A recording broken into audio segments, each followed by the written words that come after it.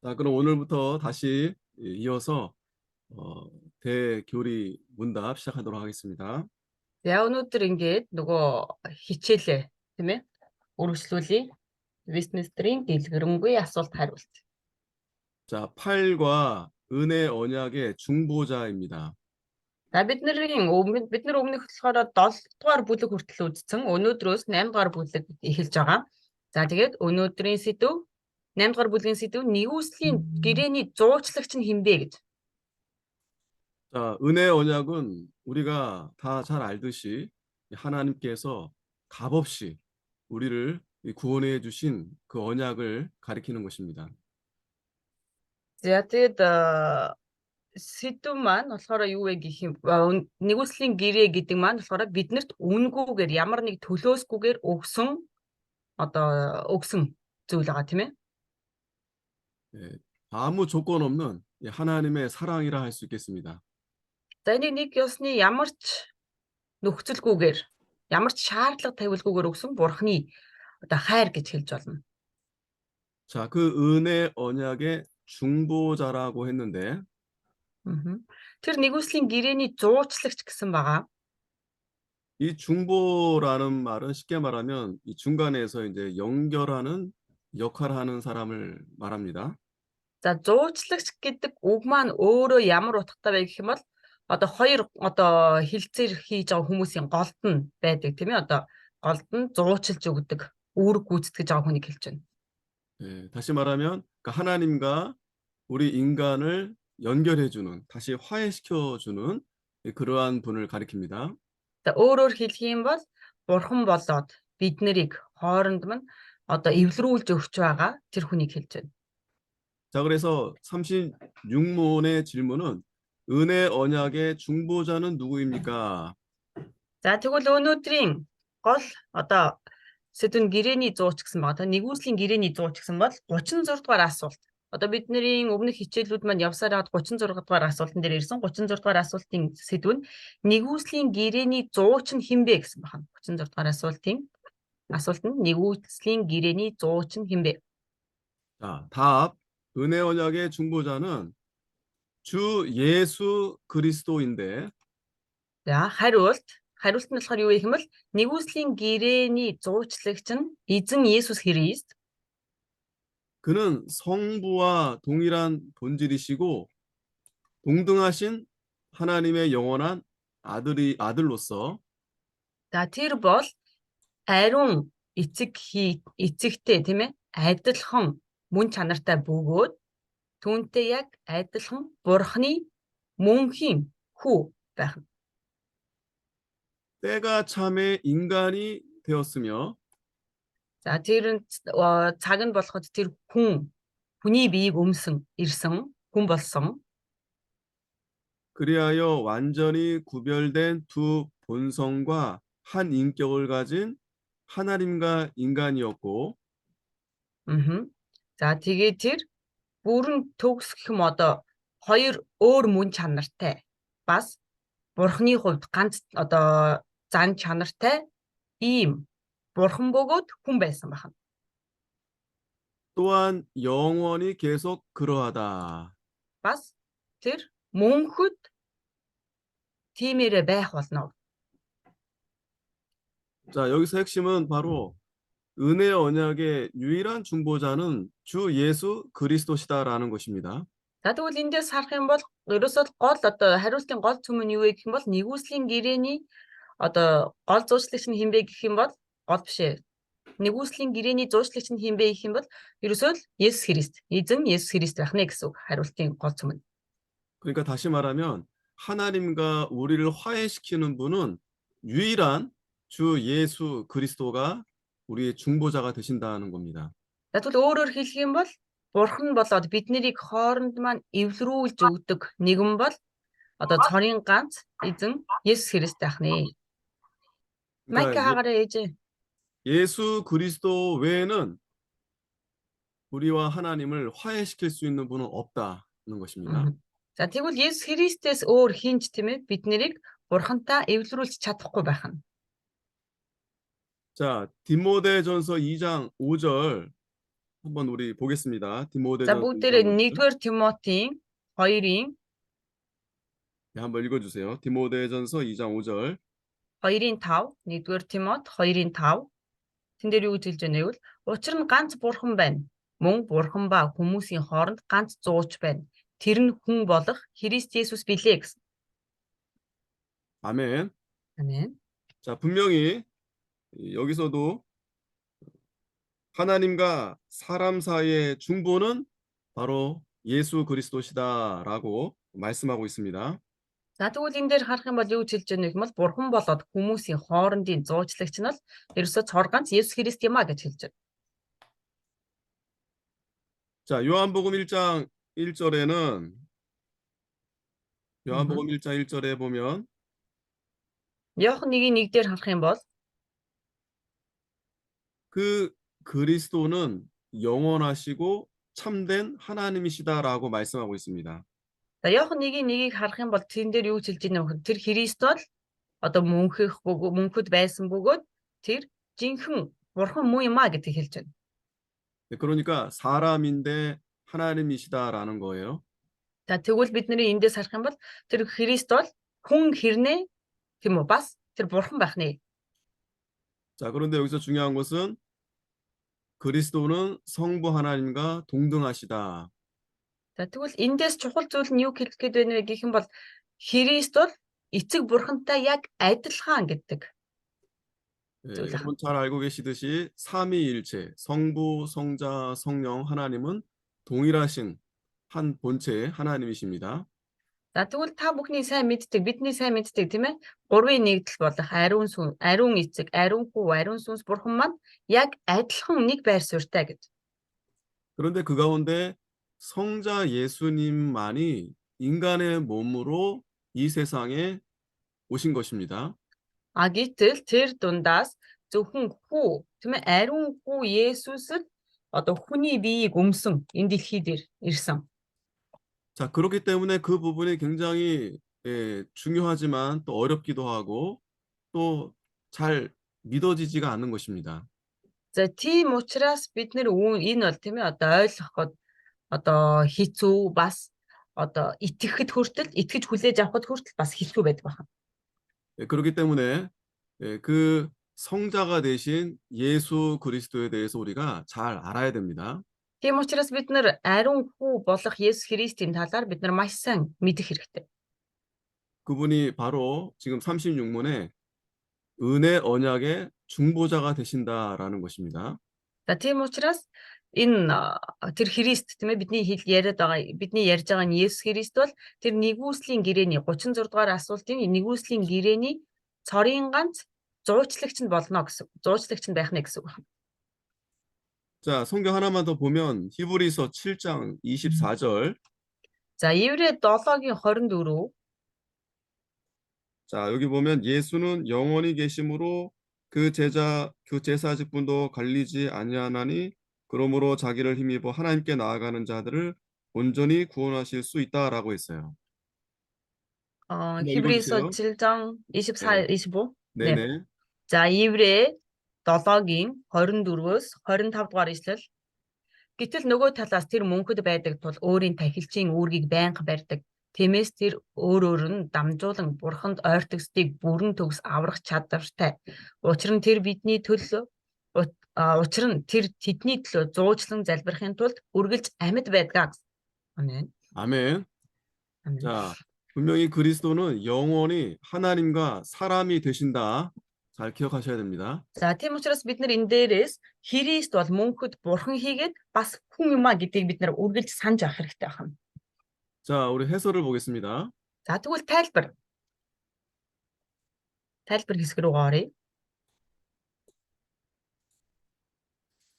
자, 하나님과 사람 사이의 중보자는 몇 명입니까? За тэгвэл тайлбар хэсэгтээ асуудал гэж гардаг тийм ээ. Асуудал нэг нь юу юм бэ гэх юм бол бурхан болоод хүмүүсийн хоорондын дуучлагч нь хитэн хүн юм бэ гэж хэдүүлээ байдаг юм бэ гэж. 자, 아주 쉬운 질문이지만 중요한 문제입니다. Энэ хэдийгээр маш амархан асуулт юм шиг боловч маш чухал асуулт байна. 바로 중보자는 한 분이시다. 한 분. За тэгвэл хариулт нь тийм ээ асуудлын хариулт нь юу гэж ийнэ гэх юм бол зөвхөн ганцхан зуучлагч байгаа. 자, 그런데 이 두 번째 질문을 보면 이 로마 카톨릭 교회는 어떻게 이 성경의 진리를 부정하는가? Мгм. За тэгвэл хоёрдугаар асуудал Ромын католикийн чуулган энэ асуудлыг хэрхэн одоо юу гэдэг нь тайлбарладаг вэ гэсэн асуулт байна. 그러니까 중보자가 성모 마리아 또 성인들 있어요. 이들도 За 중보자로 간주하고 있습니다. аха. За тэгвэл католикийн сүм юу гэж хэлдэг вэ гэх юм бол зуучлагчаар нь одоо Мария тийм ээ ариун Мария бас бусад ариун одоо хүмүүс байгаа гэж хэлдэг байгаа. 그러니까 성모 마리아는 바로 예수님의 어머니시죠. Мэдээж ариун Мария гэх юм бол Есүсийн ээжийг хэлж байгаа тийм ээ. 그러니까 예수님 말고 이런 분들에게 기도하며 또 죄인들에 대한 대신한 그들의 중보가 하나님께 상달되기를 소망한다는 겁니다. За тэгвэл тэд нар зөвхөн Есүс Христээс гадна тийм ээ зөвхөн Есүс Христээр биш харин энэ бусад ариун гэж хэлэгдэж байгаа ариун хүмүүсээр дамжуулан итгэгч нарын тэр одоо юу гэдэг хүсэл итгэгч нарын залбирал нь бурханд одоо дамжуулагдана гэж тэд нар одоо найддаг байгаа. Хүрнэ гэж найдаж байгаа. 그러니까 뿐만 아니라 이단들도 그 교주 자신이 중보자라고 그렇게 말하고 있습니다. За өөр бусад буруу урсгалууд хүртэл юу гэж хэлдэг вэ гэх юм бол тэр буруу урсгалын тэргүүнүүд тийм ээ тэд нар өөрсдийгөө бид нар ч гэсэн одоо зуучлагч юм уу гэж хэлдэг байгаа. 그러니까 여러분들이 중보자는 오직 예수 그리스도시다라는 것이 분명히 여러분들이 알고 계신다면 이 잘못된 것들에 대해서 잘 분별할 수 있을 것입니다. Тийм учраас та нар ерөөсөө зуучлагч бол ерөөсөө ганцхан Христ юм а гэдгийг мэдж байх юм бол энэ бусад буруу одоо сургаалаас бусад буруу үзэл баримтлаас бид нар өөрсдийгөө хамгаалж чадна гэсэн үг. 그러니까 이러한 일들은 이 하나님을 모독하는 일들입니다. За тэгвэл ингэж одоо өөрсдийгөө товийлгэж байгаа энэ асуудлууд бол тийм ээ одоо бурхныг доромжилж байгаа одоо асуудал ахнэ. 자, 세 번째 질문을 보면 그리스도께서 하나님의 영원한 아들이심을 선언하는 것은 무엇을 의미하는가? За тэгвэл асуудал 3 дугаарт нь тийм ээ. Асуудал 3. Христ бол Бурхны цорын ганц мөнхөд Бурхны цорын ганц хүү юм а гэж тунхаглаж ингэж хэлж байгаа нь юуг илэрхийлж байна вэ гэсэн. 자, 이 그리스도께서 하나님의 영원한 아들이심을 선언했는데 За тэгвэл энэ дээр харах юм бол Христийг бол тийм ээ Бурхны мөнхийн цорын ганц хүү гэдгийг одоо тунхаглаж хэлж байгаа. 그러니까 이것은 그리스도께서 삼위일체 하나님 가운데 성자 하나님으로서 영원 전부터 항상 하나님의 아들이셨다라는 것을 의미합니다. За тэгвэл энэ нь юу хэлж байна гэх юм бол тэр 3-ын 1-д Бурхныхаа хувьд тэр ариун хүүгийн хувьд тийм ээ тэр Бурхантай мөнхийн өмнөөс хүртэл тэр Бурхантай хамт байсан юм а гэдгийг хэлж байна. 자, 이 부분이 중요합니다. 영원 전부터 항상 하나님의 아들이셨다는 겁니다. За тэгвэл эндээс хамгийн чухал хэсэг нь юу вэ гэх юм бол мөнхийн өмнөөс тийм ээ үргэлж Бурхантай хамт байсан Бурхны хүү юм а гэдэг нь чухал ахна. 그러니까 무슨 말인가 하면 사람의 몸을 입고 세상에 오셨을 때부터 하나님의 아들이 되신 것이 아니라 이 피조된 세상 역사 속에서 언제나 하나님의 아들이셨다는 거예요. За тэгвэл энэ маань юу гэдэг зөвхөн Есүс Христ хүний биеийг өмсөн ирсэн үеэсээ эхлээд Бурхны хүү болсон юм биш харин тэр дэлхийн ертөнд бүтээгдэх үед тийм ээ тэр бүтээлийг юу гэдэг дэлхийн тэр бүтээл эхлэхээс өмнө тэр үргэлж тэр Бурхны хүүхэд байсан юм а гэсэн үг байна. 자, 네 번째 질문을 우리가 보게 되면 그러나 아들이라고 해서 여러분 아들이라고 해서 아버지가 더 위에 있고 아들이 더 아래에 있고 그런 관계가 아닙니다. Энэ дээр хүү гэж ярьж байна тийм ээ. Хүү байлаа гэд энэ маань аав нь дээр нь харин хүү юм чинь Христ доор нь гэж зэрэг дэвийн хувьд ингэж одоо ялгаж болохгүй гэсэн үг байна. 그러니까 이 그리스도께서 성자이시지만 그러나 하나님 아버지와 본질상 동일하시다는 겁니다. За тэгвэл энэ маань юу гэсэн үг вэ гэх юм бол Христ бол хэдийгээр хүү боловч тийм ээ бурхан эцгийн хүү боловч харин мөн чанарынхаа хувьд тэр бурхантай яг адилхан гэсэн үг байна. Адилхан байр суурьтай байна. 그러니까 그 말이 의미하는 것은 다시 말하면 오직 하나님은 한 분만 계시다는 것을 의미합니다. За тэгвэл хамгийн чухал юм хэлж байна уу, юу хэлэх гээд байна вэ гэх юм бол зөвхөн цор ганц бурхан гэдгийг л одоо илэрхийлж байна гэсэн. 그러니까 여러분들이 계속해서 우리가 지금 삼위일체에 대한 그런 이 생각을 가지고 계셔야 됩니다. 삼위일체. Тийм учраас бид нар үргэлж одоо гурвын нэгдэл бурхан гэдгийг байнга санаж авах хэрэгтэй. 그래서 성부 하나님께서도 한 분 하나님이신 것처럼 Тиймээс эцэг бурхан хүртэл одоо юу гэдэг юм цор ганц бурхан гэдэгтэй адилхан 성자 예수 그리스도도 역시 한 분 하나님이시다라는 것을 의미하는 겁니다. тэр Христ хүртэл тийм ээ ариун хүү болох Христ хүртэл яг л тэр цор ганц бурхан юм а гэсэн үг байна. 그러니까 우리가 조심해야 될 것은 이 삼신론을 우리가 믿지 않습니다. За бидний одоо маш их болгоомжлох ёстой зүйл маань юу байдаг вэ гэх юм бол тэр гурван бурханы онол гэж бас нэг тустай байдаг хан. Гурвал биш, гурван бурханы онол гэж. Тэрнээс бид нар маш их болгоомжлох хэрэгтэй. Бид нар гурван бурханд итгэдэггүй. 다시 말하면 세 위격 이 삼위로 존재하시는 한 분 하나님. Өөрөөр хэлэх юм бол бид нар юунд итгэж байна гэх юм бол мэдээж гурван байр суурьтай хэрнээ цор ганц бурхан тийм ээ цор ганцаар оршдог бурханд бид нар итгэж байгаа. 그래서 성부, 성자, 성령 하나님을 우리는 믿는 것입니다. Тийм учраас бид нар эцэг, хүү, ариун сүнс бурханд итгэдэг. 참 어렵지만 여러분들이 기도하시면서 그대로 잘 받아들이시면 됩니다. Магадгүй энэ маань жоохон бид нар ойлгоход хэцүү байж болох ч гэсэн үүнийг бид нар залбирлаараа дамжуулаад бурхны өмнө залбирч энийг хүлээж авах болно. 따라서 예수 그리스도는 하나님 같으신 분이 아니십니다. 하나님 같으신 분. Есүс бол за тэгвэл өөрөөр хэлэх юм бол бас Есүс Христ бол үгүй яах вэ бурхан шиг хүн гэж бид нар 그러니까 хэлж болохгүй тийм ээ. 예수님이 하나님이시다라는 말씀이에요. За тэгвэл бурхан шиг биш харин Есүс бол өөрөө бурхан юм а гэдгийг бид нар хэлж байна. 뭐 하나님과 좀 비슷한 분이 아니라 예수님이 바로 하나님이시다라는 것입니다. Бид нар бурхантай адилхан бурхан шиг одоо хүн биш харин Христ бол бурхан юм а гэдгийг бид нар маш сайн мэдж авах хэрэгтэй.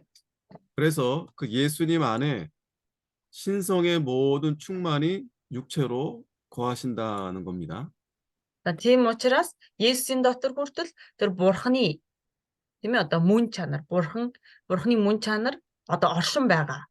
Дүүрэн оршин байгаа гэсэн үг. 그러니까 많은 사람들이 예수님을 그냥 인간으로만 이렇게 생각하는 겁니다.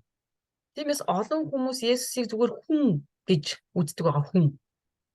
지금도 유대인들조차도 예수님을 하나님으로 믿지 않는 자들이 많습니다.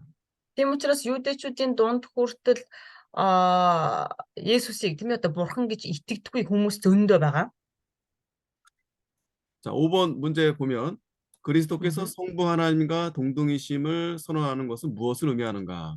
За тэгвэл дараагийн асуудал нь тийм ээ Христ бурханы Христ ариун бурхантай адилхан гэдг нь юуг илэрхийлж байгаа юм бэ? Христ ариун бурхантай адилхан одоо юу зэрэг дэвийнхаа адилхан байр суурьтай гэдэг нь одоо юуг илэрхийлж байна вэ гэсэн.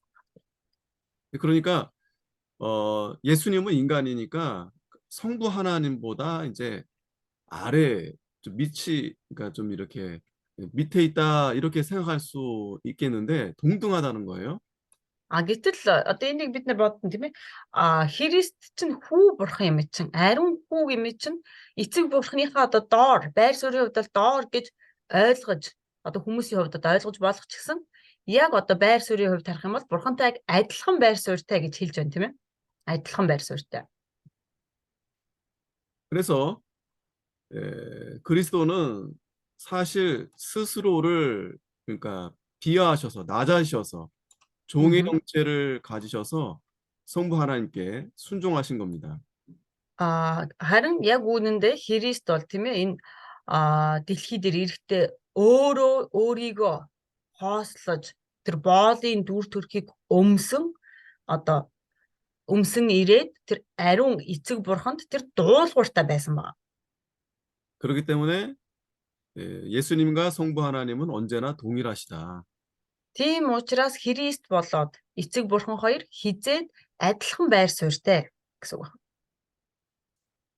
왜냐하면 우리가 예수님도 우리와 같은 몸을 가지고 오셨기 때문에 그런 생각으로 우리가 좀 예수님을 이렇게 하나님과 동등하지 않게 생각할 수 있습니다.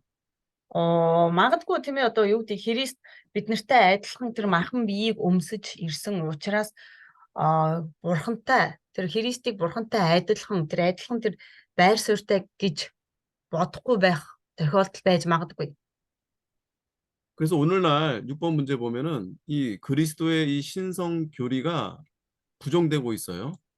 За тэгвэл өнөө үед тийм ээ одоо энэ 6 дугаар асуудал дээр харах юм бол өнөө үед Христийн тэр бурханлаг мөн чанарыг нь өгөөсгөж байгаа. Тийм одоо сургаалууд байдаг. 자, Орчин үед гэх юм уу? 이 그리스도의 신성 교리가 어떻게 부정되고 있는가? За тэгвэл Христийн бурханлаг чанарыг нь өгөөсгдөг сургаалууд байдаг байна. Тэгвэл энэ нь юу юм бэ гэж. Ямар сургаалууд байна вэ гэх юм бол 그러니까 어떤 사람들은 모든 인류가 신성하다 이렇게 말하는 사람들이 있어요. за тэгвэл нэгдүгürt нь юу вэ гэх юм бол зарим хүмүүс юу гэдэг вэ гэх юм бол бүх хүн төрлөختөн л өөрсдөө бурханлаг чанартай гэж хэлдэг. 그러니까 우리 인간은 사실 신성하지 않은데 인간 어, 자체를 어떤 네. 신적으로 이렇게 신의 어떤 그러한 것이 있다라고 주장하는 사람들로 인해서 이 그리스도의 신성이 그저 그냥 평범해 보이는 정도로 이렇게 부정이 되고 있는 것입니다.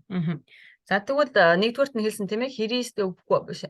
Нэгдүгürt нь юу гэж хэлж байгаа юм бол бүх хүн төрлөختөн өөрөө бурханлаг чанартай гэж үздэг гэж байна тийм үү. Тэгвэл ингэж үзснээсээ болоод мэдээж хүн бол одоо бурханлаг чанарын хувьд ямар ч чанар байхгүй. Гэтэл энэ одоо хүн төрлөختөн бурханлаг чанартай гэж үзснээс болоод тэр Христийн бурханлаг чанар хүртэл адилхан штэ хүмүүстэй адилхан л бурханлаг чанартай гэсэн ийм одоо өгөөсгөлд орж эхэлсэн ба. 자, 그리고 또 하나는 이 그리스도를 하나님의 아들이라고는 인정합니다. За тэгээ хоёрдугаар одоо тэр өгөөсгөл нь юу вэ гэх юм бол Христ бол бурхны хүү гэдгийг хүмүүс хүлээн зөвшөөрдөг. 그러나 이 성부 하나님과는 동등하지 않다. 동일 본질이 아니다. 이렇게 말합니다. Тэгвэл тэр хүмүүс юу гэж үзэж байна гэх юм бол Христ бол бурхны хүү мөн. Тийм учраас тэр бурхантай адилхан байр суурьнд байж байхгүй. Одоо тэр бурхантай адилхан байж чадахгүй гэж үздэг байгаа. 그러니까 결국 이 말은 뭐냐면 예수님이 하나님이심이 좀 부족하다는 말이 되는 겁니다. За тэгвэл энийг одоо энийг нь одоо юу гэж ойлгож болох вэ гэх юм бол Есүс одоо бурханлаг чанар нь бол дутуу гэх юм уу? Тийм ээ одоо бурхны хувьд бурхантай одоо дүүцгүй үстийн бурханлаг чанартай бишээ гэж одоо өгөөсгдөг байх нь Христийн бурханлаг байдлыг. бурханлаг чанарыг нь. 자, 또 어떤 자들은 이 그리스도의 이 신성을 이 제한적 개념에서만 인정하는 자들이 있어요. 제한적 개념. За тэгвэл бас нэг байр суурьнаас нь харах юм бол хүмүүс яадаг вэ гэх юм бол дараагийн одоо өгөөсгөл нь юу гэдэг вэ гэх юм бол тэр Христийн тэр бурханлаг чанарыг хязгаарлагдмал ойлголт гэж үздэг. Хязгаарлагдмал байдаг гэж үзэж байгаа.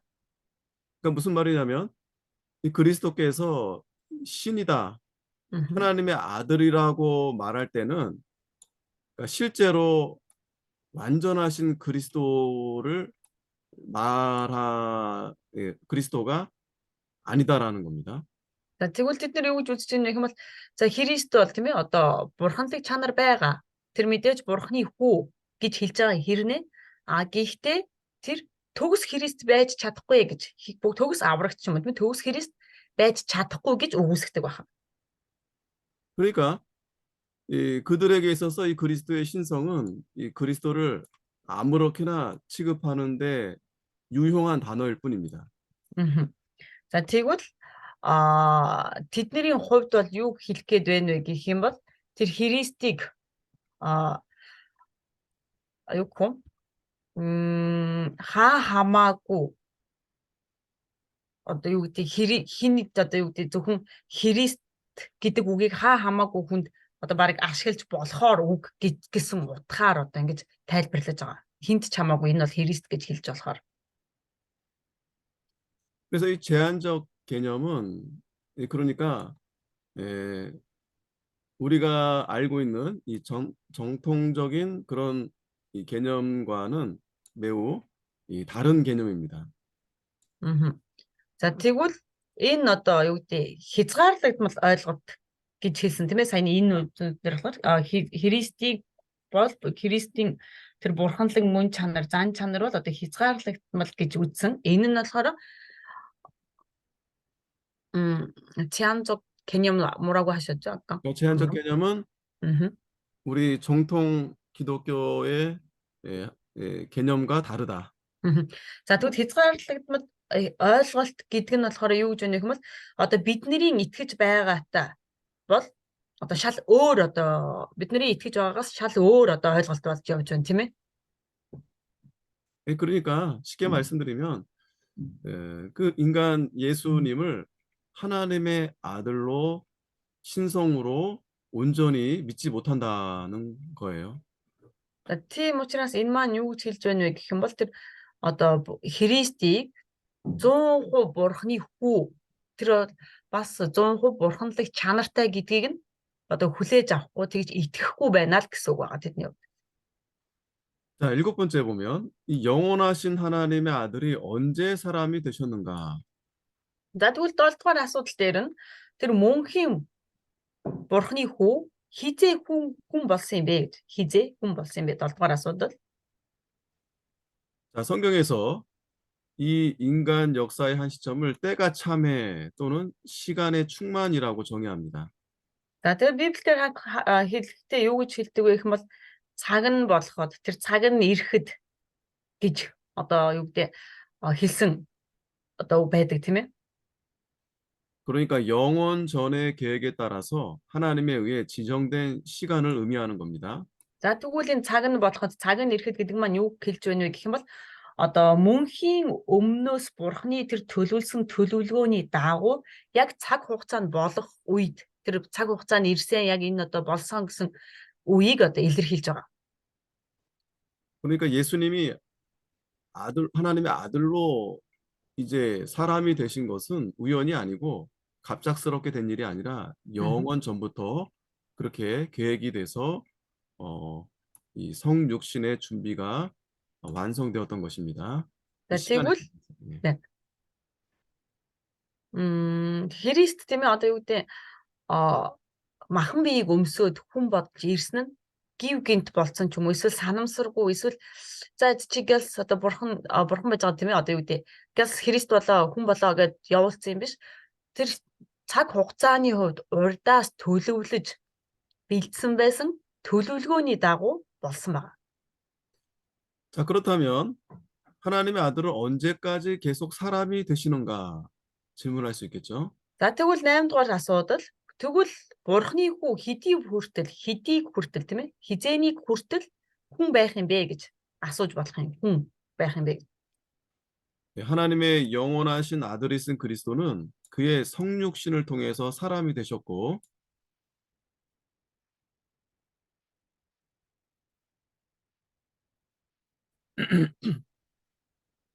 Тэнэ үү? 네. бурхны тэр мөнхийн 제가 괜찮아요? 지금 아까 땡겼다가 들어갔는데. 네, 괜찮습니다. 예. 네. За тэгвэл бурхны тэр мөнхийн хүү байсан Христ тийм ээ. Тэр өөрийн тэр махан биеийг одоо юу гэдэг ариун тэр 그의 махан биеийг өмсөн тийм ээ одоо тэр хүн болон ирсэн байгаа.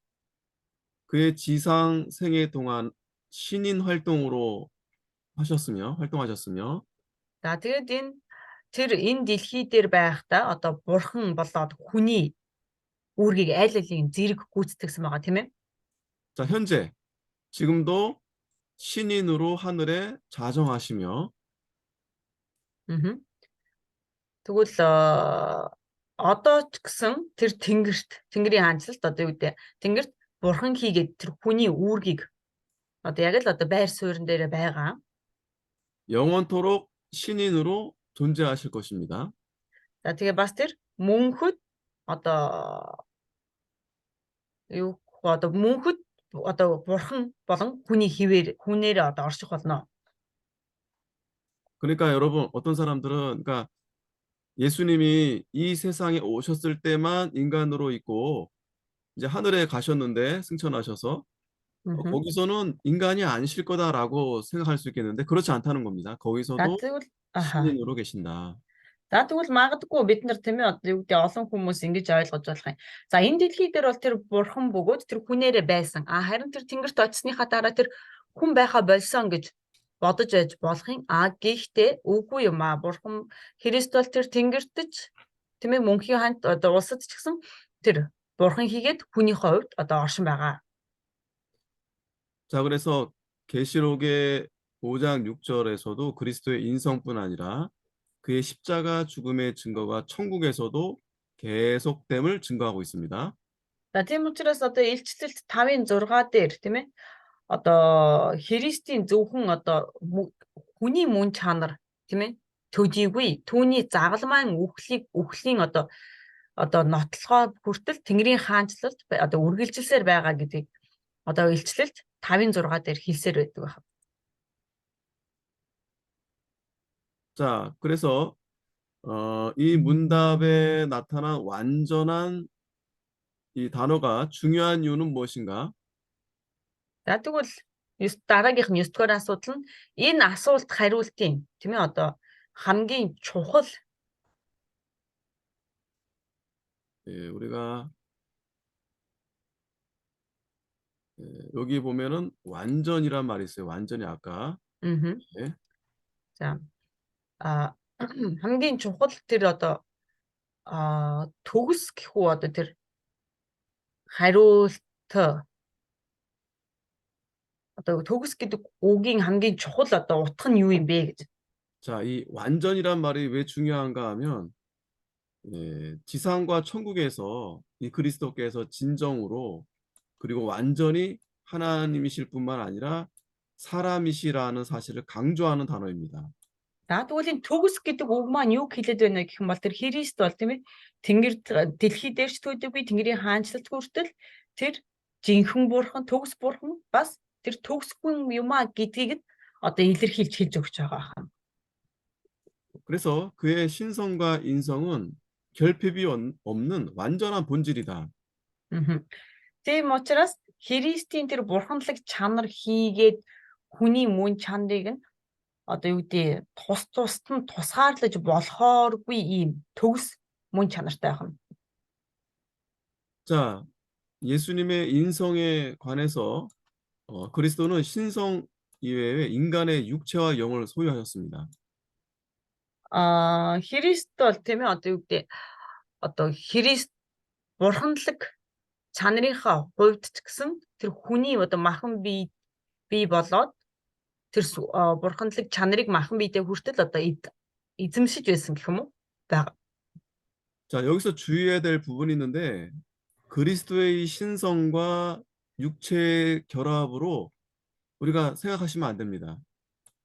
Бид нар болохоор юу гэж бодлохыг бид нар эндээс чухал зүйл бид нар нэг зүйлийг буруугаар бодож болохгүй. Энэ маань юу вэ гэх юм бол бурханлаг чанар гоё болоод тэр махан бие маань хоорондоо нийлсэн гэж юусоо үзэж болохгүй. 그러면 그리스도는 완전한 사람일 수가 없는 것입니다. Тэгвэл хэрвээ бид нар энэ чинь одоо ингээд хосолсон энэ чинь одоо угаасаа нэг талтай бурхан нэг талтай хүн гэж одоо одоо хоёр чанартай ч юм уу тийм ингэж үзэж болохгүй хэрвээ тэгэх юм бол энэ хүн бол Христ бол төгс хүн байж чадхааргүй нөхцөл байдал үүсчихнэ. 뿐만 아니라 그리스도는 완전하신 하나님보다 약간 덜 부족한 하나님이실 수 없습니다.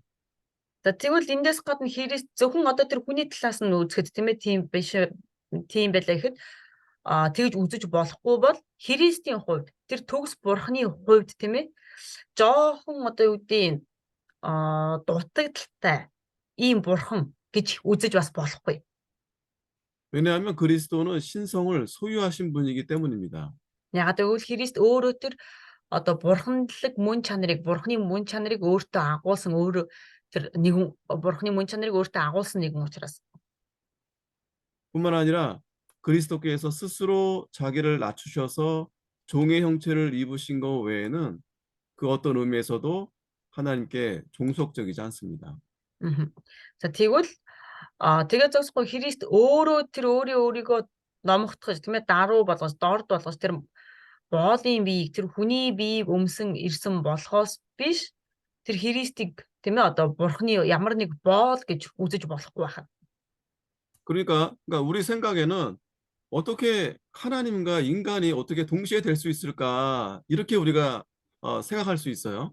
За тэгвэл эндээс саяны ярьсан зүйлийг ингээд нэгтгэхэд бодоод үзэх юм бол тийм ээ бид нар магадгүй яаж энэ нэг бие дотор тийм ээ нэг бурхан гэж хэлээд байдаг. Тэгсэн хэрнээ хүн гэж хэлэгдээд яаж ингээ нэг дор оршин байж болох юм бэ гэж бодож магадгүй. 그러니까 우리 이성으로 우리 인간의 생각으로 그걸 우리가 헤아리게 되면 그러니까 잘못 우리가 이해할 수가 있는 것입니다. Хэрвээ бид нар үүнийг тэр өөрсдийн тэр хүний ухаанаар ойлгож эсвэл хүний ухаанаар тайлбарлаж өөртөө хүлээж авах юм бол бид нар буруу ойлголт биднэрт одоо юу гэдэг төрөх болно.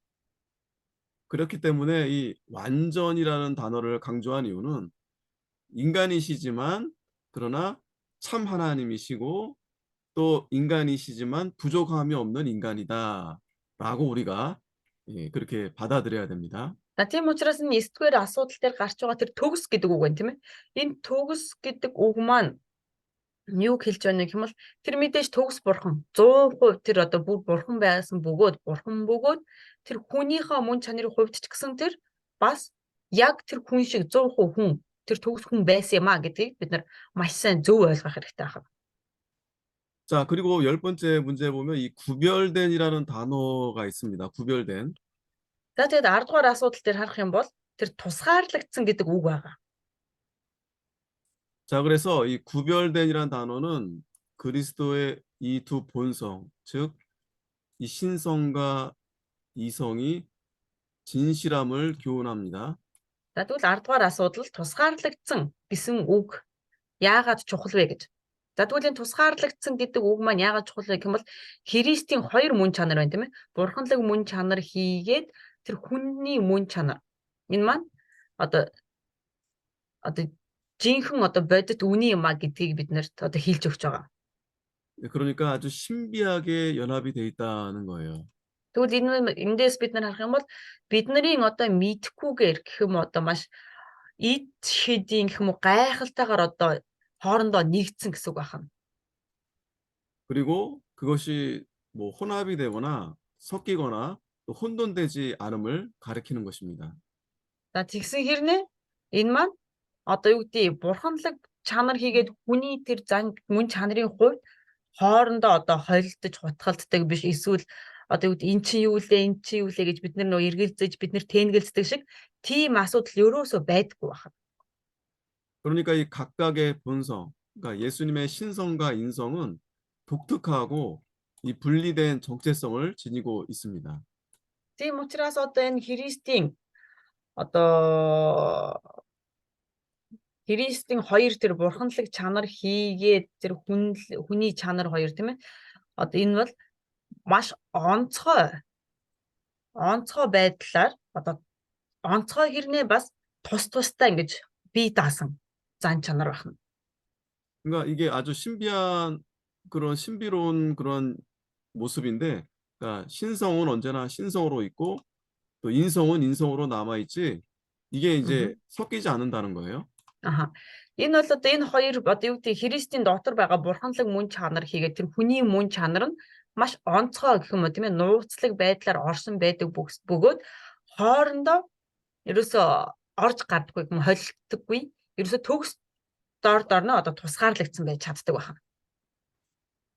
예, 우리가 세상 사람들이 이게 소설로 만든 그런 신화들 있잖아요, 신화. 거기에 보면 Mhm. 이제 하나님 반, 인간 반 그런 중간적인 존재들을 이제 우리가 볼 수 있는데, 어, Энэ дэлхийн ертөнцийн дээр одоо юу гэдэг зохиолууд тэр домгууд ч юм уу тийм ээ ийм зүйлээр арих юм бол одоо хүн байлаа гэхэд тийм ээ тал нь бурхан тал нь хүн ийм одоо зохиолууд маш их байдаг тийм ээ одоо жишээлбэл Зевс ч юм уу нэг тийм. 그거하고는 전혀 다르다는 거예요. 예수님은 하나님과 사람 사이의 중간 존재가 아니시다라는 겁니다. Тэгвэл одоо Зевсийн хүү гэлдэг тийм ээ гэтэл яг үннийг хэлэхэд бурханы хувьд бол Христ бол тийм биш байх нь бурхан биш юм шиг хүнч биш юм шиг тэр голд нь дунд нь гэж тийм ээ тийм биш тэр бол бүрэн төгс бурхан бас төгс хүн байж чаддаг нэг юм байна. 그래서 언제나 하나님이시고 또 사람이신 인격체이십니다. За тэр бол үргэлж хизээд тэр бурхан байдаг бөгөөд бас тэр хизээд хүний тэр зан чанарыг агуулсан хүн байж чаддаг байна. 그래서 하나님이시다라는 부분은 성경에 많이 기록되어 있지만 특별히 이제 아브라함에게 예수님이 이제 그 지상에서 이제 기록한 말씀 가운데 아브라함이 있기 전에 내가 있었다 이렇게 말씀하고 있습니다. За Библиэлд харах юм бол тийм ээ түүнийг бурхан гэдэг талаар нь маш их бичсэн байдаг. Жишээлбэл тэр одоо юу гэдэг Христ тийм ээ одоо энэ дэлхий дээр одоо мэдлэхээс өмнө тэрийг одоо юу гэж хэлсэн байдаг юм бол Авраамаас өмнө би оршин байсан гэсэн үг хүртэл Библиэлд байгаа. 그러니까 예수님이 이 말씀을 하신 것은 자신이 이제 하나님이시다라는 것을 말씀하신 거죠. За тэгвэл энэ маань юу хэлж байна вэ гэх юм бол Есүс өөрийгөө ингэж хэлж байгаа нь бол би бол бурхан юм аа гэдгийг тэр хэлж байна. 그러면서도 또 목이 마르실 때 또 내가 목이 마르다 그런 또 인성도 또 우리가 볼 수 있습니다. За тэгс хэлсэн хэрнээ тэр өөрийгөө тийм ээ одоо би бурхан гэж хэлж байгаа хэрнээ тэр бас ам цангах үед миний ам цангаж байна гэж хэлдэг. Энэ бол тэр бас төгс 100% хүү юм аа гэдгийг нь бас одоо одоо юу гэдэг хэлж харуулж байгаа. 그러니까 예수님의 이 신성과 인성은 혼합되거나 혼동되지 않는다. 잘 기억하십시오. За тийм учраас энэ бурханы Христийн тэр бурханы зан чанар хийгээд хүний зан чанар хоорондоо хойлолддоггүй бас одоо юу гэх одоо хойлолддоггүй тэгээд одоо юу гэдэг одоо орж гараад гэх юм уу нэг тийм байдаг тийм яг тийм ерөөсө хойлолддоггүй байх нэ гэсэн үг байна. 우리가 지금 이렇게 이러한 설명들이 좀 지루해 보일 수 있겠지만 굉장히 중요한 문제들입니다. Магадгүй иймэрхүү тайлбарууд тийм ээ нэг зүйлийг дахин тайлбарлаад байгаа маань ядаргаатай ч юм уу эсвэл одоо яагаад ингэж нэг зүйлээ дахин тайлбарлаад байгаа юм бэ гэж бодож болох ч гэсэн энэ маань маш чухал учраас ингэж тайлбарлаад байна. 왜냐하면 그만큼 예수 그리스도가 중요하기 때문에 우리가 계속해서 우리가 살펴보는 것입니다. Есүс Христ тэр хэмжээгээр чухал учраас бид нар тэр хэмжээгээр дахин байнгын одоо ингэж юу гэх вэ? Одоо тайлбарлаж үзэж байна. 자, 11번 문제를 보면 그리스도는 한 인격이라는 이 진술이 중요한 것은 무엇인가? За тэгвэл одоо 11-р асуудал Христ бол нэг зан чанартай гэсэн гэдэг нь яагаад ийм чухал вэ гэж. 예, 무슨 말이냐면 자, 예수님이 이 신적인 인격이 또 인간적인 인격과 이 결합이 돼서 두 가지 다른 종류의 인격을 가졌다. 이렇게 잘못 생각하는 경우가 있어요. За яагаад ингэж тийм ээ одоо чухал гэж үзэж байна вэ гэх юм бол Христийн нөгөө бурханлаг зан чанар тийм ээ хүний тэр зан чанартай нэгдээд нэгдсэн ч энэ хоёр одоо өөр хооронд өөр юу гэдэг хоёр өөр төрлийн зан чанартай хүн гэж үзээд одоо Христийг одоо хоёр өөр ааштай гэх юм уу мөн чанартай 자, 분명히 гэж одоо 예수님은 хүмүүс одоо юу гэдэг арай өөрөөр ингэж буруугаар ойлгодог байгаа. 자, 신성과 인성 두 본성이 있습니다. Мэдээж Есүс Христэд бурханлаг чанар хийгээд хүний тэр мөн чанар байгаа, хоёулаа байгаа. 하지만 오직 한 인격체이시다라는 것이에요. А гэхдээ хэдийгээр тэр одоо бурханлаг чанар, мөн чанар байгаа ч гэсэн тус бурханлаг чанар хийгээд хүний чанарууд тустай байгаа ч гэсэн энэ нь одоо энэ хоёр маань тэр нэг Христийн одоо мөн чанарыг одоо бий болгож өгдөг гэсэн үг байна. 따라서 이 그리스도는 인간적 존재이시지만 결코 인간의 인격체가 아니시다. Тэгвэл Христэд дотор хүний мөн чанар оршин байгаа ч гэсэн тэр зүгээр шууд хүн гэсэн үг бол биш ээ. 그리스도는 영원 전부터 신적인 인격체이셨습니다. Яагаад гэхээр бас Христ мөнхийн өмнөөс тэр бурханлаг мөн чанартай байсан нэг. 그래서 이 신적인 인격체이신 그리스도께서 인간적 인격을 입으신 것이 아니라 Тэгвэл эндээс харахад юу гэж хэлж байна гэх юм бол тэр бурханлаг мөн чанартай байсан, оршин байсан тэр Христ хүний тэр мөн чанарыг зүгээр нэг өөртөө авсан биш. 인격이 결여된 인성을 취하신 겁니다. Харин тэр мөн чанарынхаа хувьд хорёод 그러니까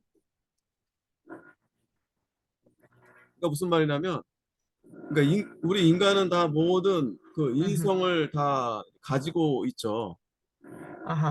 За хүн бол бүгдээрээ өөрөө тэр одоо хүний мөн чанар хүн болгонд байдаг тийм үү? 그래서 그러나 인격체는 모든 인류와 구별되는 한 구성원을 의미하는 것입니다. харин 그러니까 인성과 인격체가 좀 의미가 달라요. за хүний мөн чанар болоод хүн гэдэг хоёр одоо хүний мөн чанар гэдэг нь болохоор зан ааш хоёрыг хэлж болж хүн гэдэг нь болохоор одоо энэ махан биеэр оршин байгаа энэ одоо оршихуун хувьд гэх юм уу одоо хэлж байгаа. 그러니까 이 인격이란 건 뭐냐면 이 세상에 똑같은 인격을 가진 두 사람은 존재하지 않는다는 거예요. За тэгвэл мөн чанарын хувьд бол одоо адилхан мөн чанартай хүн энэ дэлхий дээр байдаггүй тийм үү? Яг адилхан энэ одоо яг адилхан мөн чанартай хүн дэлхий дээр давтагддаггүй гэж. 그래서 모든 각 개인은 다른 개인과 전혀 다른 존재입니다. Тийм учраас хувь хүн болгон бусад хүмүүсээс өөр байдаг, ялгардаг. 그렇기 때문에 여기서 우리가 주의해야 될 부분은 뭐냐면 그리스도께서 신적 존재이기 때문에 그가 인성을 취하셨음에도 불구하고 우리는 그가 사람이지만 하나님이시다라고 우리가 알아야 되는 것입니다. Тэгвэл бид нар юу гэж үзэж байна вэ гэх юм бол тэр зүгээр түрүү чинь тайлбарлах гээд байгаа зүйл нь ерөөсөө юу вэ гэх юм бол Христ бол тийм ээ хэдийгээр тэр бурхны одоо юу гэдэг мөн чанараар оршин байгаа ч гэсэн энэ дэлхий дээр оршихдаа хүний мөн чанараар бас оршин байсан. Тэр бурхан бөгөөд бас тэр хүн муу юм а гэдгийг бид нар мэдэх хэрэгтэй гэсэн үг. 잠깐 좀 쉬죠. 옆에 막 뭐 공사하느라고 막 소리가 나는데. 잠깐. За бүгдээрээ түр амарцгаая. 네. 오케이. 자, 계속 보겠습니다. 37문. За одоо 37 дугаар асуулт. 하나님의 아들이신 그리스도께서 어떻게 인간이 되셨는가? За бурхны хүүхэд болох Христ хэрхэн хүн болсон юм бэ? Бурхны хүү болох Христ хэрхэн хүн болсон бэ? 자, 하나님의 아들이신 그리스도께서 인간이 된 방식은 그 자신에게 진정한 육체와 이성적인 영혼을 취하셨습니다. За Хариулт нь Бурхны хүү болох Христ хүн болсон арга барил нь гэх юм бол тэр өөртөө жинхэнэ махан бие хийгээд жинхэнэ тэр хүний сүнс хүний тэр зүрх сэтгэлийг авсан.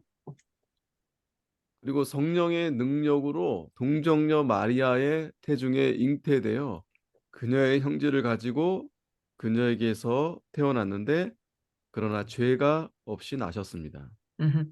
За тэгээд ариун сүнсний хүчээр онгон Мариагийн хөвлөд бүрэлдэж тийм ээ тэр түүний одоо цусыг өглөж гэхүү одоо тий төрсөн бөгөөд тэр ямар ч гим нүгэлгүйгээр одоо төрсөн юм аа. 자, 여기 동정녀의 태중에서 잉태되어서 태어났지만 죄가 없다. 이게 굉장히 중요한 문제입니다. За энэ дээр харах юм бол тэр онгон тийм ээ Мариагийн одоо Мариагаас төрсөн боловч тэр ямар ч гим нүгэлгүй гэдэг маань одоо маш чухал асуулт одоо юу вэ? Маш чухал байх нь энэ. 자, 분명한 것은 하나님의 아들이신데 하나님께서 이렇게 인간의 몸으로 나게 하신 겁니다. Тэр бурхны хүү боловч түүнийг хүний махан биетэйгээр тийм ээ хүний биетэйгээр түүнийг төрүүлсэн байна. 자, 요한복음 1장 14절 한번 읽어 주세요. 요한복음 1장 14절. За Иохны 1:14 Иохан 1:14 Иохан 1:14 дугаар ишлэлдэр юу гэж байна гэх юм бол уг нь махан бие болж бидний дунд оршин бид түүний алдрыг харцгаасан. Энэ нь эцгийн цорын ганц хүүгийн алдар бөгөөд нэгүсэл ба үннээр дүүрэн байсан юм аа гэсэн. 아멘. 아멘. 자, 아멘. 말씀이 육신이 되셨다고 했어요. За энэ дээр харах юм бол махан бие үг болоод гэсэн байгаа тийм ээ. 자, 즉 Биш 하나님의 үг махан 아들이 бие болж гэсэн тийм ээ. 인간적 육체를 지닌 사람이 되셨다는 겁니다. За тэгвэл энэ дээр харах юм бол бурхны хүү тэр махан биетэй тэр хүн болсон гэж байна гэсэн үг байна. Хүн болсон. 네. 뿐만 아니라 마태복음 26장 38절에는 이제 슬픔을 아는 이성적 영혼을 지니셨다. За 그러니까 тэгвэл 우리와 같다는 거예요. 우리와 같은 그런 이성적 영혼을 지니고 계셨다는 겁니다. За тэгвэл энэ дээр харах юм бол бас Матай 26-гийн 38 дээр юу гэж хэлсэн байдаг вэ гэх юм бол тэр яг бид нартай адилхан тийм ээ зүрх сэтгэл нь зовж гунигалдаг тийм одоо нэгэн болсон гэсэн үг байна. 그리고 무엇보다 중요한 문제는 바로 누가복음 1장 27절에 또 31절, 41절에도 있지만 동정녀 마리아에게 나셨다는 겁니다. 동정녀 마리아. Тэгвэл юунаас хамгийн одоо илүү чухал нь юу гэж хэлж байна вэ гэх юм бол Лук 1:27, Лук 1:31, 42 дугаар ишлэлдэр харах юм бол Христ бол онгон Мариагаас тийм ээ мэндэлсэн гэдэг нь хамгийн чухал ахна. 그러니까 이 처녀 마리아에게서 나신 거죠. Минийх гацаад байна уу, багших гацаад байна уу? За тэгвэл эндээс харах юм бол эндээс харах юм бол онгон Мариа гэж байна тийм ээ. Мариагаас мэндэлсэн гэж хэлж байна. 이 동정녀라는 뜻은 이 남자 여자의 어떤 그런 관계가 없었다는 겁니다. 성적인 관계가 없었다는 겁니다. За 동정녀. тэгвэл энэ дээр онгон Мариа гэж хэлдэг нь юу хэлээд байна вэ гэх юм бол эрэгтэй эмэгтэй ёгийн хоорондын ямар нэг одоо юу гэдэг асуудлаас төрсөн гэсэн үг биш тийм ээ. 그래서 이 자유주의자들은 이 동정녀 마리아에서 났다는 것을 인정하지 않습니다. Тийм учраас энэ одоо юу гэдэг эргчлөөт үзлийг баримталдаг хүмүүс яадаг вэ гэх юм бол онгон Мариагаас мэндэлсэн гэдгийг нь хүлээн зөвшөөрдөггүй. 이 동정녀에게 나셨기 때문에 죄가 없으신 겁니다. Тэр одоо нөгөө юу гэдэг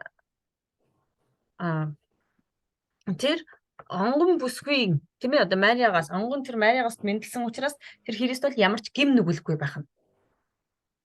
자, 여기에 대한 우리가 해설을 함께 보면 우리가 소유한 인성은 몇 가지 부분 또는 요소로 구성되어 있는가? За тэгвэл тайлбарынхаа нэгдүгээр асуудал бидний одоо биднэрт байгаа тэр одоо мөн чанар маань, зан чанар маань хідэн төрөл гэх юм уу хідэн хэсгээр одоо ангилагдаж болох вэ? 예, 우리는 여러분 잘 알듯이 이 육체와 영혼 이 두 가지로 돼 있습니다. За бидний одоо юу гэдгийг мөн чанар маань харах юм бол махан бие хийгээд одоо тэр сүнс 그래서 우리 몸은 이 물질적인 본체 즉 뭐 산소, 수소, 칼슘, 탄소 등 이런 이 화학적인 요소로 구성되어 있습니다. 우리 몸은. мгм. Бидний бие болохоор махан бие хийгээд бид нар маань одоо юу гэдэг зүрх сэтгэл санаа гэдэг зүйл байдаг. Бидний махан бие маань юу юунаас бүтэж байна вэ гэх юм бол биднэрт заавал тийм ээ одоо хэрэгцээтэй хүчил төрөгч гэж байна. Одоо юу гэдэг уураг, кальц гэл эдгээр бүх зүйлсийн нэгдэл биднэрт заавал байх хэрэгтэй гэж одоо үзэж байгаа. 그러나 우리 영혼은 물질이 아니죠. 비물질적입니다. 영혼은. Мгм. Тэгвэл сэтгэл санаа, сэтгэл гэдэг зүйл маань болохоор баригддаг материаллык гэх юм уу тийм зүйл бол биш байгаа.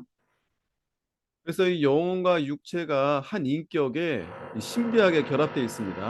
Тэгвэл махан бие маань тийм ээ одоо энэ махан биед маань одоо махан бие маань тэр сүнслэг одоо юу гэдэг үл баригдах зүйлс хийгээд энэ махан бие гэсэн энэ баригдаж байгаа зүйлс хоёрын одоо юу гэдэг нэгдэл одоо нууцлагаар одоо ингэж хоорондоо нэгдэж чадсан байдаг байна. Маш онцгой байдлаар. 자, 그러나 우리가 여기서 예, 분명한 것은 그리스도의 몸과 영은 그의 신성과 신비하게 결합되어 있기 때문에 인간적 육신과는 다르다는 거예요. За тэгвэл Христийн бие хийгээд Христийн сүнс тийм ээ Христийн одоо энэ сэтгэл Христийн сүнс нь Бурхны нөгөө мөн чанартай нь хүртэл адилхан хэмжээнд нэгдэж нэг болж чадсан учраас бидний одоо энэ хүн төрлөختний махан биетэйгээс одоо шал өөр байх нь. Махан бие гэж хүний одоо махан биес түүний одоо Христийн одоо юу гэдэг бурханлаг чанар одоо хүний тэр сэтгэлтэй одоо хамт оршин байж чадж байгаа учраас түүний Христ бол хүнээс шал өөр байх нэ гэж. 자, 그리스도의 육신에 대해서도 이 성경에서 무엇을 교훈하는가? За тэгвэл хоёрдугаар асуудал Христийн махан биеийн талаар Библиэлд хэрхэн сургаж байдаг вэ? Хэлсэн байдаг вэ? 그러니까 성경은 분명히 이 그리스도의 육신이 어떤 거짓, 뭐 환영, 가짜라는 거죠. Mhm. 그게 아니라 참된 것이다라고 말하고 있어요. За тэгвэл Христийн махан биеийн талаар Библиэлд юу гэж хэлж байна вэ гэвэл Христийн махан бие бол худал хуурмаг биш тэр жинхэнэ юм а гэж хэлдэг. Жинхэнэ махан бие. 그래서 우리 몸과 같이 이 물질적 본체로 구성된 이 실제적 몸이다라고 말하고 있어요, 성경에서. Тийм учраас Христийн махан бие нь хүртэл яг одоо хүний махан биетэй адилхан тэр одоо бүтэцтэй адилхан одоо юу гэдэг хэрэгцээг одоо шаарддаг ийм махан бие байна. 자, 그런데 세 번째 질문 보면은 그 육신에 대해서 이 고대 교회 일부 사람들이 이 잘못된 견해가 있었습니다. За тэгвэл 3 дугаар асуудал Христийн махан биеийн талаар тэр юу гэх эхний үеийн одоо хүмүүс Христийн махан биеийн талаар буруу ойлголт, буруу тайлбар өгдөг байсан байна. 예, 그러니까 어떤 사람들이 이 그리스도의 몸은 실제가 아니다. 그냥 상상적이다, 환영이다 이렇게 생각했습니다.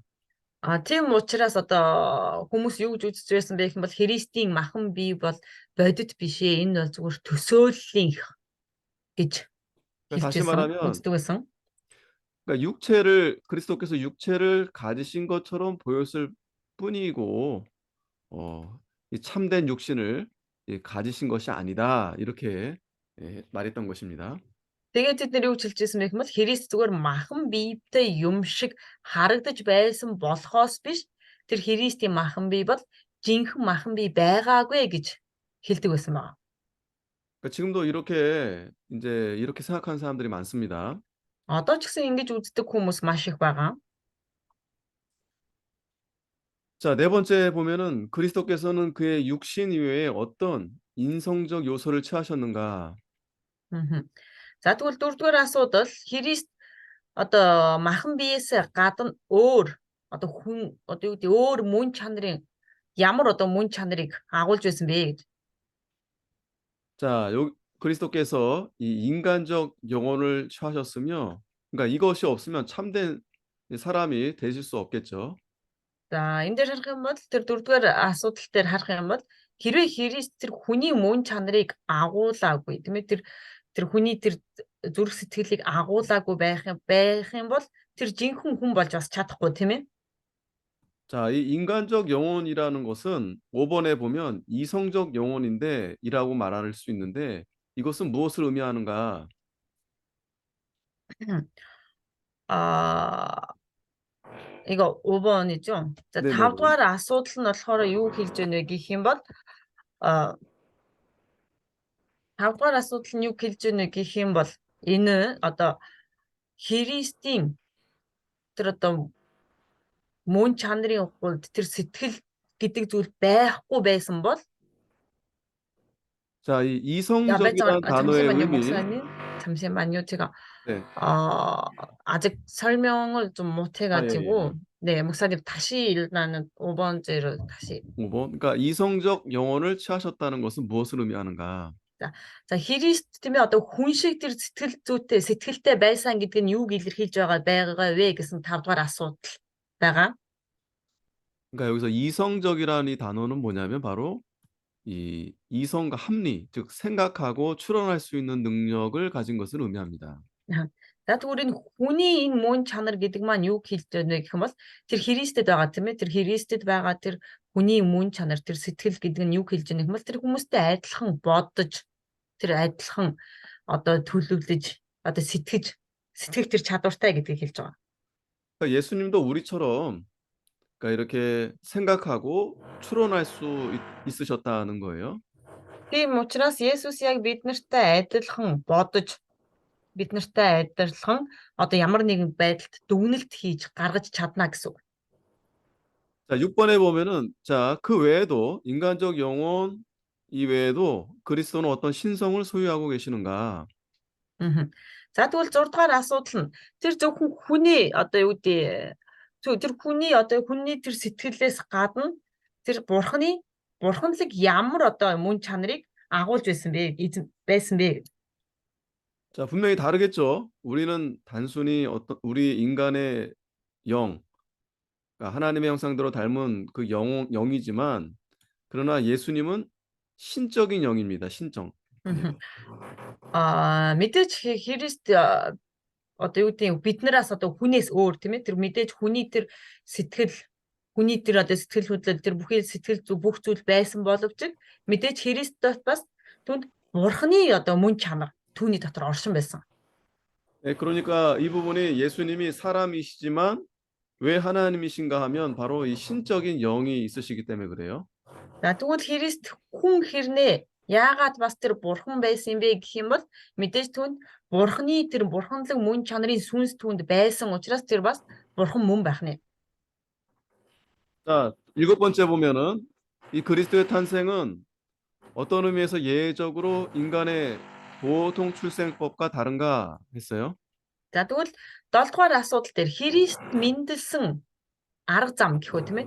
Энэ нь одоо хүний тэр энгийн одоо тэр төрөх үйл явцаас яагаад өөр байгаа юм бэ гэсэн. 예, 족보상에는 분명히 이 요셉, 예, 아버지 이름이 요셉으로 돼 있습니다. За уугийн бичиг дээр нь харах юм бол тэр аавынхаа нэр Йосефор одоо тэр овоглогдсон байгаа тийм ээ. 하지만 요셉에게서는 난 것이 아닙니다. Гэтэл яг үнэндээ бол тэр Йосефийн ямар ч одоо юу гэдэг оролцоогүйгээр тэр төрсөн. 무슨 말인가 하면은 바로 이 성령의 능력으로 신비하게 잉태됐다는 거예요. За тэгвэл энэ маань өөрөөр хэлэх юм бол юу гэсэн үг вэ гэх юм бол ариун сүнсний хүчээр тэр одоо нууцлаг байдлаар одоо мэндэлсэн гэж хэлж байгаа. 그래서 약혼은 했지만 아직 같이 합방을 하지 않은 상태, 즉 처녀의 몸에서 마리아에게서 나셨다는 겁니다. Одоо хэдийгээр Мария Йосеф хоёр одоо сүй тавьсан байсан ч гэсэн яг үннийг хэлэхэд а нэг гэр бүлд нэг гэрт орж амжаагүй байсан тийм ээ. Тэгээ Мария бол одоо бүр эрэгтэй хүнтэй ойртож үзээгүй тэр онгон байсан баг. 그러니까 이 부분이 사람들이 이해를 못하고 또 믿지 못하는 부분입니다. Энэ хэсэг бол ерөөсөө хүмүүс ойлгож чаддаггүй бас итгэж чаддаггүй одоо хэсэг байгаа. 그러나 하나님의 능력은 초자연적인 역사입니다. Тэгвэл бурхны хүч чадал гэдэг бол одоо байгалийн одоо юу гэдэг жамаас өөр одоо тэр одоо давсан одоо бурхан хүч чадалтай байна. 그렇기 때문에 인간적인 아버지 없이 그 동정녀에서 탄생하실 수 있습니다. Тийм учраас тэр бурхан тэр Христ бол тийм ээ одоо махан биеийн эцэг байхгүй ч гэсэн тэр онгон Мариагаар дамжуулаг тэр төрсөн байх нэ. 자, 그런데 8번 문제 보면 이 그리스도의 이 탄생에 대해서 잘못된 믿음이 유행하고 있는데 За тэгээ 8 дугаар асуудал дээр өнөө үед тийм ээ Христийн энэ мэндэлснээр талаар одоо буруу итгэл одоо тархаад байгаа. 그것은 Тэр 바로 нь юу юм бэ гэх юм бол 요셉이 예수님의 실제 부친이라고 말하는 겁니다. За тэр нь юу вэ гэх юм бол Йосеф бол одоо Есүсийн жинхэнэ тийм ээ одоо махан биеийн одоо эцэг нь мөн гэж үздэг байна. 그러니까 요셉과 마리아의 사이에서 이제 예수님이 나셨다. 이렇게 믿는 것입니다. Өөрөөр хэлбэл энэ юу ч хэлээд байна гэх юм бол Есүс бол Йосеф, Мариа хоёрын дундаас төрсөн хүүхэд гэж хүмүүс хэлээд байгаа. 그러니까 인간적인 생각에서는 충분히 그렇게 생각할 수 있겠죠. Магадгүй зүгээр хүний байр суурнаас харах юм бол хин ч ингэж ойлгож, хин ч ингэж бодож болно тийм ээ. 그러나 하나님은 그렇게 하지 않으셨다라고 우리가 믿는 것입니다. Гэтэл бурхан бол ингээггүй гэдгийг бид нэр одоо бурхан бол ингэж төрүүлээгүй мэ гэдгийг бид нэр маш сайн мэдж авах хэрэгтэй, итгэж авах хэрэгтэй. 자, 우리가 그렇게 말하는 거 9번 문제 보면은 그렇게 요셉이 예수님의 아버지라고 말하는 것은 바로 이 신성 모독 하나님을 모독하는 것입니다. За тэгвэл 9-р асуудал бид нар яагаад ийм одоо буруу асуудлыг тийм ээ одоо засах хэрэгтэй вэ гэвэл тийм ээ. Яагаад вэ гэх юм бол Йосеф бол Христийн махан биеийн эцэг гэж хэлж байгаа нь бол бурхныг доромжилж байгаа гим юм аа гэсэн үг байна. Бурхныг доромжилж байгаа гим байна. 만일에 요셉을 통해서 그렇게 예수님이 나셨다면 예수님도 죄인일 수밖에 없습니다. Хэрвээ үнэхээр Есүс тийм ээ Йосефээр дамжуулаад энэ дэлхий дээр төрсөн байх юм бол Есүс ч гэсэн бид нартай адилхан нүгэлтэн байхаас өөр арга байхгүй. 따라서 동정녀의 몸에서 난 이유는 죄가 없는 인간으로 오셔야 됐기 때문에 하나님께서 특별히 그렇게 태어나게 하신 겁니다. Яагаад тэгвэл Есүсийг заавал онгон эмэгтэйгээр төрүүлсэн юм бэ? Яагаад тийж төрүүлсэн бэ гэх юм бол яагаад тэгвэл тэр Есүс гим нүгэлгүй байх ёстой учраас түүнийг онгон эмэгтэйгээс төрүүлсэн байна.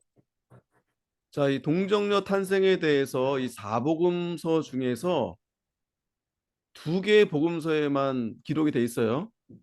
За тэгвэл энэ онгон эмэгтэйгээс төрсөн гэдэг нь болохоор сайн мэдээний 4 ном дотроос ерөөсө 2 номд нь л бичигдсэн байдаг. 그러니까 이 어떤 사람들이 왜 사복음서에 왜 2개만 기록되어 있느냐? 그래서 나는 믿을 수 없다. 이렇게 말하는 사람들이 있습니다. За тэгвэл энэ 10 дугаар асуудал байх нь одоо Христийн мэндэлсэн талаар одоо сайн мэдээний номноос хоёрт нь байдаг гэж. За тэгвэл хүмүүс юу гэдэг вэ гэх юм бол яагаад тийм ээ 4 ширхэг ном байгаад хахад заавал хоёрт нь бичсэн бэ? 3-т нь бичихгүй те. Ийм хоёрт нь байгаа учраас би ч гэсэн одоо эргэлзээтэй итгэж чадахгүй гэж хэлдэг хүмүүс байдаг. 예, 그러니까 성경에 마태복음과 누가복음에만 예수님의 탄생이 기록이 돼 있어요. Матай болон 네, 누가복음. 마태복음, 누가복음. За Матай болоод Луг хоёр дээр л одоо Христийн одоо мэндэлсэн талаар одоо бичсэн байдаг. 그것은 왜냐하면 마태복음과 누가복음은 예수님이 유대 왕으로 오시고 유대 혈통 가운데서 나시고 또 인성을 가지신 그러한 예수님을 나타내기 위해서 기록을 한 것입니다. 아, 야가드 гэх юм бол 네, 목사님 다시 설명해 주세요. 그러니까 마태복음에서는 음흠. 이 예수님이 이 유대인의 그 혈통으로 이렇게 음흠. 나셔서 이스라엘의 왕, 참된 왕, 그 왕의 그 혈통을 기록하기 위해서 이제 예수님의 탄생이 기록이 됐고, 누가복음도 음흠. 마찬가지. 음흠. 인성을 가지신 예수님을 말씀하시기 위해서 기록이 돼 있습니다. За яагаад Матай болон Лук дээр бичсэн байдаг вэ гэх юм бол Матай ном дээр Есүс Христ бол тийм ээ одоо хааны овгоос Юудын одоо хааны удмаас одоо төрсөн гэдгийг илэрхийлж харуулахын тулд Матай ном дээр бичсэн. А Лук ном дээр болохоор Есүс Христ бол жинхэнэ одоо хүн юм а гэдгийг харуулахын тулд тийм ээ Лук ном дээр Есүс Христийн одоо тэр мэндэлсэн талаар одоо бичиж тэмдэглэсэн байдаг байна. 그래서 마태복음, 누가복음에는 예수님의 족보가 기록이 돼 있어요. 족보. Тийм учраас Матай номыг харах юм бол бас одоо Лук номыг харах юм бол Есүс Христийн нөгөө угийн бичиг байдаг. 그러나 이 마가복음과 요한복음의 중심은 바로 하나님의 아들, 즉 신성, 예수님은 하나님이시다가 중요한 그걸 음흠. 말씀하려고 한 것입니다. Харин Марк болоод Иохны ном дээр тийм ээ Есүсийн одоо мэндэлсэн талаар Есүсийг талаар бичгтээ тэр бол 100% бурхан юм а гэдгийг нь илэрхийлж одоо хүмүүст ойлгуулахын тулд одоо бурхан гэдэг талаас нь харж одоо бичиж тэмдэглэсэн байна. 그러니까 마가는 예수님이 그리스도신데 우리를 위해서 고난 받으시고 십자가의 죽으심을 강조한 부분이고, 또 요한복음도 마찬가지입니다. 하나님의 За 네. 아들이시다인 부분을 강조한 것입니다. За Марк ном дээр харах юм бол Есүс Христ бол тийм ээ одоо бидний төлөө мэндэлсэн онгон мариас мэндэлсэн бөгөөд тэр бидний төлөө зовлон амсаж тэр загалмаа дээр цовдлогдож нас барсан гэдгийг тэмдэглэсэн бол харин Иохан ном дээр хүртэл түүний тэр Христ бол үнэхээр бурхны хүн муу юм а бурхан юм а гэдгийг одоо илүү одоо юу гэдгийг одоо голцолж харуулж бич тэмдэглэсэн байна. 그러니까 이 동정녀 탄생에 대한 말씀이 가령 이제 한 절만 기록이 돼 있어도 우리는 권위 있는 하나님 말씀으로 믿어야 되는 것입니다. Хэрвээ тийм бол тийм хат тийм ээ бид нар Библиэлд ерөөсөө Христ бол одоо онгон Мариас мэндэлсэн гэдэг нь ганцхан ишлэл дээр тийм ээ ганцхан одоо өгүүлбэрээр бичигдсэн байх юм бол бид нар түүнийг нь одоо юу гэдэг тэр байгаагаар нь хүлээн авч итгэх хэрэгтэй байна. 자, 11번 문제 보면 그리스도께서 육체와 영혼으로 구성된 우리와 같은 인성을 취하셨는데 그의 인성과 우리의 인성에 엄청난 차이가 있습니다. За 11-р асуудал. 11-р асуудал дээр юу гэж юм бэ? Христ бол махан бие хийгээд сэтгэлтэй төрсөн тийм ээ. Гэтэл энэ нь бидний одоо адилхан зан чанартай боловч яагаад бидний зан чанараас бидний энэ мөн чанараас тийм их том ялгаатай юм бэ гэж бидний байгаа одоо биднэрт байгаа мөн чанараас Христийн тэр мөн чанар яагаад биднээс ийм ялгаатай юм бэ гэдгийг бид нар 11-р асуудал дээр үзэж байна. 자, 아주 중요한 질문인데 우리 인성은 바로 죄악적입니다. 죄가 있습니다. 우리는 죄. Бидний мөн чанар яагаад одоо ингэж Христтэй ялгаатай юм бэ гэх юм бол бидний мөн чанар бол ерөөсөө гэмт чанартай байна. Гэмт чанартай. 그러니까 우리는 날 때부터 이 허물과 죄로 인해서 출생한 겁니다. Тийм учраас бид нар төрхөөсөө л гим нүгэл дотор тийм ээ гим нүглээс төрсэн байна. 그러나 예수님은 바로 이 동정녀의 몸에 탄생하셔서 그렇기 때문에 죄가 없는 죄가 없는 인성을 취하신 겁니다.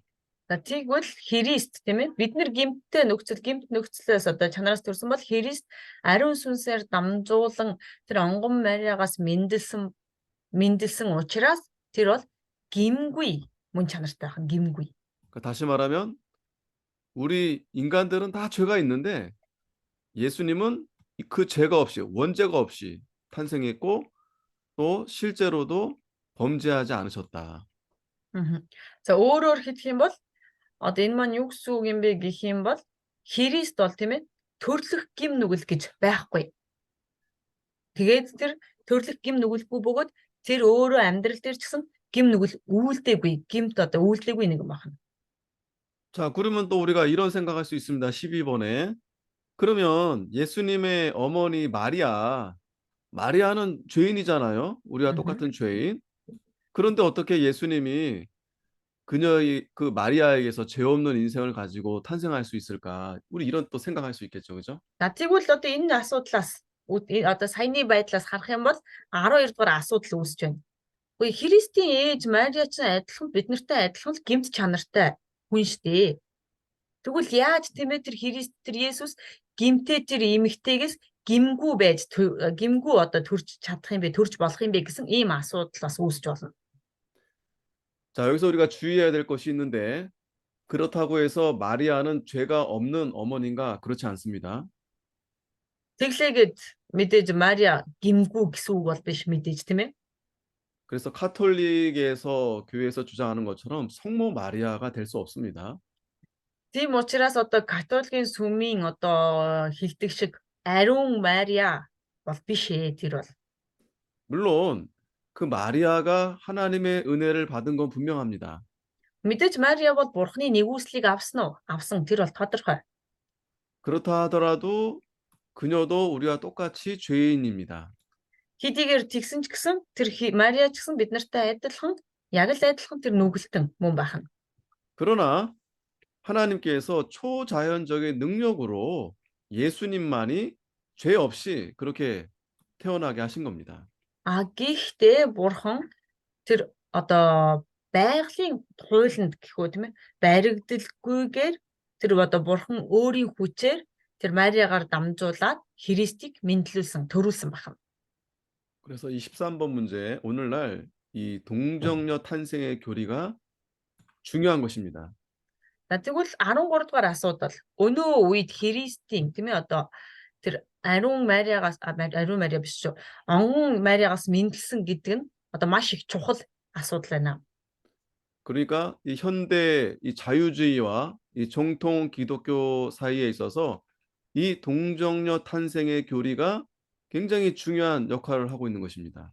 За тэгвэл энэ одоо өнөө үед тийм ээ энэ одоо орчин үеийн теолог хийгээд за тэр бусад одоо тэр католик хийгээд бусад одоо христчин хүмүүсийн дунд энэ ариун Мариагаас мэдлсэн гэдэг нь за ариун биш үү энэ яагаад одоо онгон Мариагаас мэдлсэн гэдэг нь яагаад одоо ийм заавал одоо тэдний дунд маш чухал одоо юу гэдэг асуудал үүсгээд байгаа юм бэ гэдэг нь одоо бас юу гэх вэ чухал байдаг байна. 그러니까 다시 말하면 이 동정녀 탄생의 교리가 무너지게 되면 예수님은 하나님의 아들이 될 수가 없는 것입니다. За өөрөөр хэлэх юм бол тэр Есүсийг тийм ээ одоо онгон Мариагаас мэдлсэн гэсэн энэ сургаалыг 100% үгүйсгээд баталчих юм бол энэ Есүс Христ Бурхны хүү болж чадахгүй. Бурхны хүү гэж хэлэгдэх одоо юу гэдэг хэлэгдэхэ болчихно гэсэн үг байна. 자, 우리가 이제 이 중보자에 대해서 계속 이제 쭉 설명을 이제 살펴보고 있습니다. 계속해서. За бид нар өнөөдрийн үдсэн хичээлүүд маань дандаа зуучлагчийн талаар суралцж байгаа тийм ээ зуучлагчийн талаар. 자, 앞에서는 그 중보자가 인간으로 오셨지만 하나님이시다. 라는 것을 이제 우리가 살펴봤죠.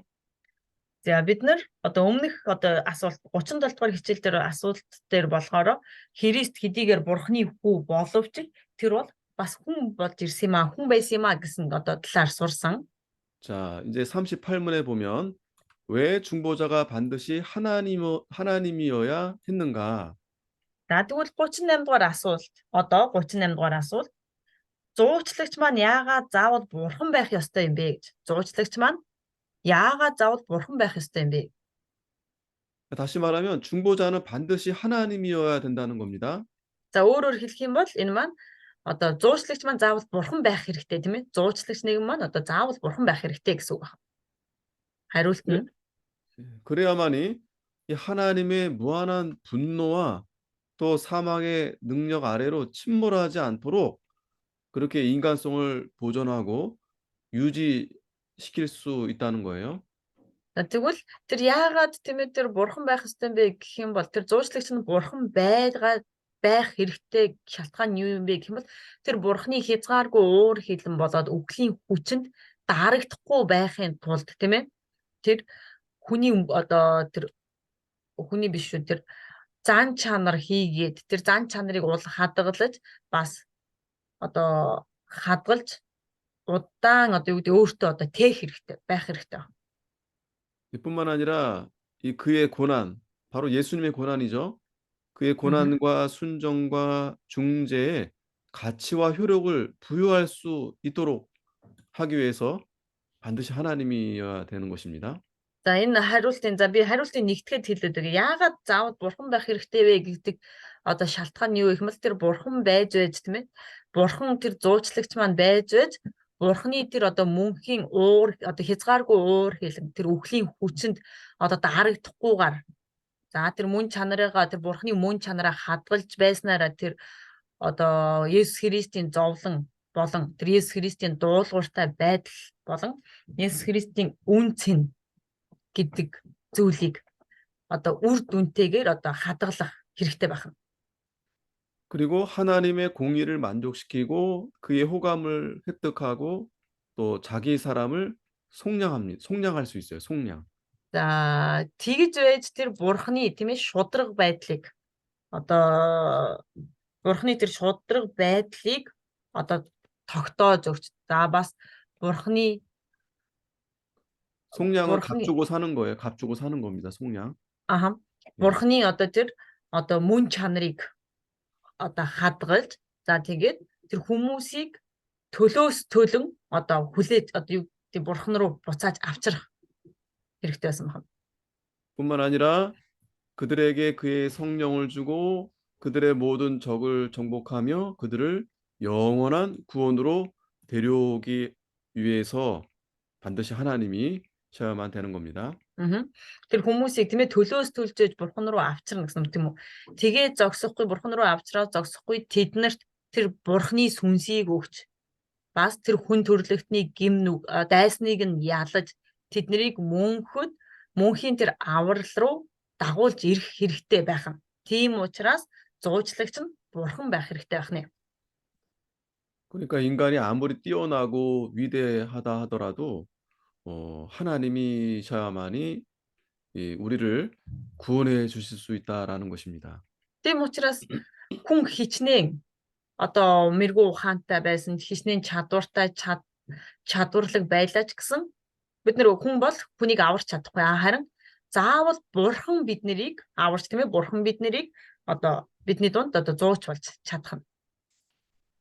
자, 성경에서도 상당히 많은 가운데서 이러한 부분을 증거하고 있습니다. Библиэлд ч гэсэн одоо маш олон хэсгүүдэд энэ бүх зүйлсийг одоо хэлж байдаг байна. 여기 사도행전 2장 24절에도 보면은 하나님께서 사망의 고통을 풀어 살리셨다라고 했습니다. За Үйлсийн 2:24 дээр харах юм бол юу гэж хэлж байна вэ?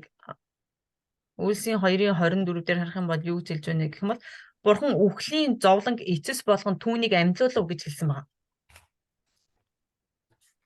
로마서 1장 4절에도 성결의 영으로 죽은 가운데서 부활하여 능력으로 하나님의 아들로 인정되었으니 곧 우리 주 예수 그리스도시다라고 했습니다. За Ром 1:1장 4절이요. 네, 로마서 1장 4절. За Ром 1:4 дээр бас юу гэж хэлж байна вэ гэх юм бол ариун байдлын сүнсээр үхэхсдээс амилснаар сүр хүчээр бурхны хүү гэж тодорхойлогдсон бидний эзэн Есүс Христ мөн гэж хэлсэн байна. 그러니까 이 중보자는 우리 인간을 구원하기 위해서 반드시 하나님이셔야만 된다는 거예요. За тийм учраас ерөөсөө чухал зүйл маань юу хэлэх гээд байна вэ гэх юм бол тэр зуучлагч маань хүн төрлөختөнд аврахын тулд заавал бурхан байх хэрэгтэй гэж. 자, 뿐만 아니라 이 중보자는 그의 고난과 순종과 중보가 가치와 효과를 발휘하기 위해서 반드시 하나님이어야 한다는 것입니다. За тэгвэл зуучлагчийн маань тийм ээ тэр амсаж байгаа тэр зовлон бас дуулууртай байдал тэр зуучилж байгаа байдал нь хүртэл үн цэнтэй байж, үр дүнтэй байхын тулд заавал бас бурхан байх хэрэгтэй байна. 그래서 히브리서 9장 14절 이 말씀을 보게 되면 영원하신 성령으로 말미암아 흠없는 자기를 하나님께 드린 그리스도의 피가 어찌 너희 양심으로 죽은 행실에서 깨끗하게 하고 살아계신 하나님을 섬기게 못하겠느냐 했습니다. За тийм учраас юу гэж өнө гэх юм бол Еврей 9-ийн 14 дугаар ишлэл, Еврей 9-ийн 14 тэгэх тусмаа мөнх сүнсээр гимгүй өөрийгөө бурханд өргөсөн Христийн цус нь бидний мэс чанарыг өгсөн үйлсээс цэвэрлэн амьд бурханд үйлчлэн шүү дээ гэсэн байна. 다시 말하면 예수님의 그 십자가의 고난과 죽음이 우리에게 죄를 사해 줄 수 있는 그러한 은혜가 되시는데 바로 그 예수님이 하나님이셔야만이 가능하시다는 겁니다. За тэгвэл Есүсийн тэр одоо өөрөөр хэлэх юм бол Есүсийн тэр загалмайн цус нь тийм ээ. Загалмайн цус нь бидний гим нүглийг уучлж биднийг бурхны өмнө гимгүй байлгахын тулд тэр Христ бол заавал бурхан байх ёстой гэж хэлж байна. 뿐만 아니라 로마서 3장 24절에서도 보면은 하나님의 공의를 만족시키기 위해서 중보자는 하나님의 공의를 만족시켜야 된다는 거예요. За тэгвэл тэгээ зогсохгүй одоо Ром 3-ын 24 25 дугаар ишлэл дээр юу гэж хэлж байна вэ гэх юм бол Ром 3-ын 24-өөс 26 дугаар ишлэл дээр тэр Христ бол тийм ээ харин энэ дээр юу ерөнхийдөө юу гэж хэлж байгаа вэ гэх юм бол Христ бол бурхны тэр шударга байдлыг одоо юу хөө биелэлийг нь олуулахын тулд одоо заавал бурхан байх ёстой гэж хэлж байгаа. 자, 에베소서 1장 6절에도 보면은 이 하나님의 은총을 취득하기 위해서 반드시 하나님이셔야 된다. За тэгээд Эфес 1:6 дээр хүртэл бурхны нэгүслийн алдрыг магтуулахын тулд тийм ээ тэр заавал бурхан бидний дунд зуучлагч байх хэрэгтэй гэж хэлж байгаа. 자, 여기 보면은 상당히 많죠. За энэ 이, дээр харах юм бол маш их ишлэл байна тийм ээ.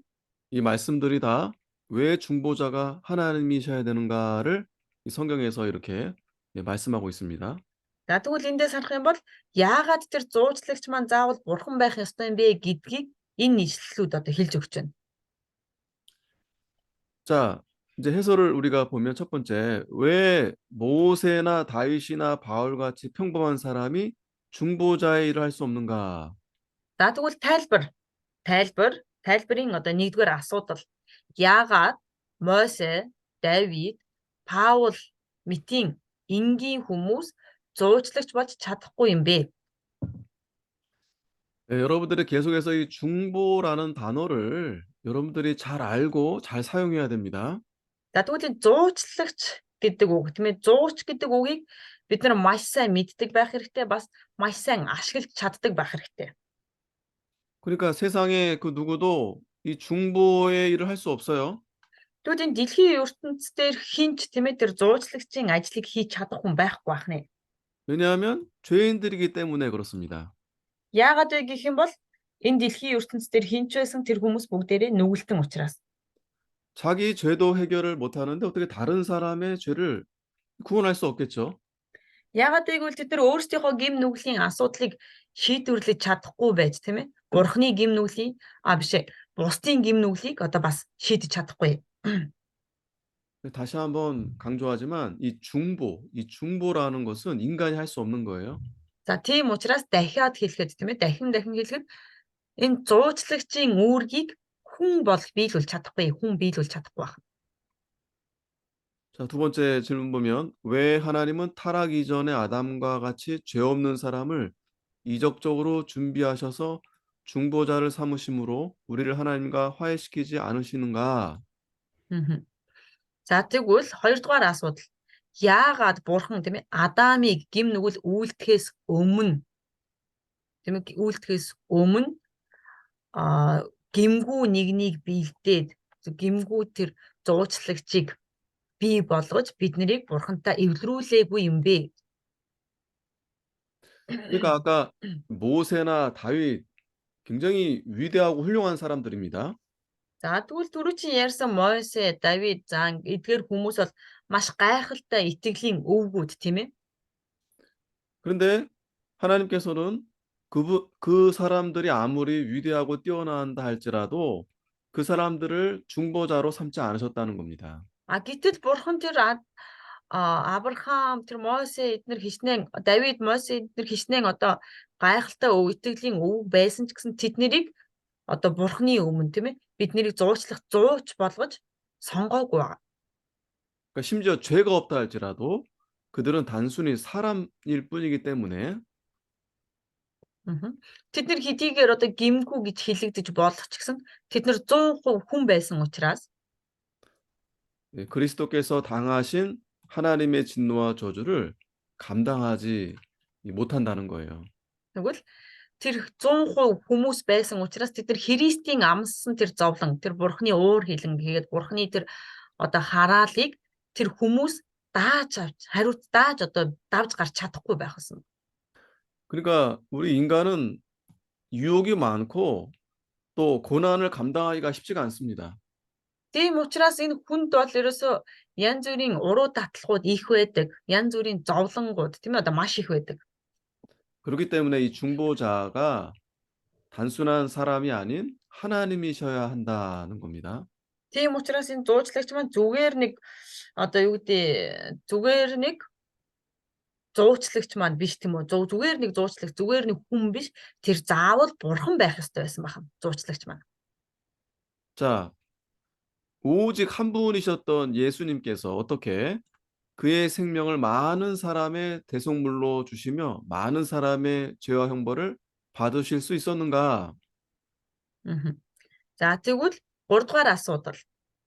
Зөвхөн зөвхөн цор ганц тийм ээ тэр Христ, Есүс Христ яаж тэр өөрийн амийг олон хүмүүсийн төлөө одоо золиос болгож өгөөд олон хүмүүсийн гим нүглийн шийтгэлийг үүрч хүлээж авч чадсан юм бэ?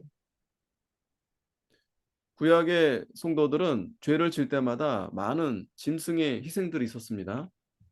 Аа хуучин гэрэн дээр харах юм бол одоо тийм ээ олон хүмүүс тэр гим нүгэл үйлдээд олон одоо гим нүглийнхаа төлөө маш их одоо тэр тахилыг өргөдөг байсан. 그런데 예수님이 화목제물이 되셔서 예수님으로 인해서 이젠 더 이상 다른 희생은 필요하지 않게 됐습니다. А гэтэл Есүс Христ тэр одоо юу гэдэг золилтын одоо эвлэрүүллийн тахил болж өргөгдснөөр дахин тэр хинч тийм ээ цаашид Бурхны өмнө эвлэрүүллийн тахилыг өргөх шаардлагагүй болсон байна. 자, 만약에 예수님이 단순히 사람이셨다라고 한다면 Мгм. 그가 죄가 없었을지라도 한 사람의 대속자만 될 수 있었을 겁니다. За магадгүй тийм ээ Христ хэрвээ 100% хүн байсан бол тэр бурханлаг чанаргүй зүгээр л хүн байсан бол хэдийгээр тэр гим нүгэлгүй байлаа ч гэсэн тэр олон хүний өмнөөс биш харин зөвхөн нэг хүний төлөө золиос болж магадгүй юм. Золиос байж болж магадгүй. 그러나 예수 그리스도께서는 사람이실 뿐만 아니라 진정한 하나님이셨기 때문에 그의 생명을 많은 사람의 대속물로 주시는 것이 가능했습니다. А гэтэл Христ тийм ээ хүн биш тэр бурхан байсан учраас тэр өөрийн амийг олонний төлөө золиос болгож өгөх боломжтой байсан байна. 그래서 모든 하나님의 백성들을 위한 참된 대속자가 되신 것입니다. Тийм учраас тэр бурханы ард түмний төлөөх тэр жинхэнэ одоо золиос болж чадсан байна. 그래서 이 그리스도의 신성이 그래서 중요한 부분이고 За тийм учраас энэ Христийн бурханы тэр мөн чанар нь энэ ийм учраас маш их чухал.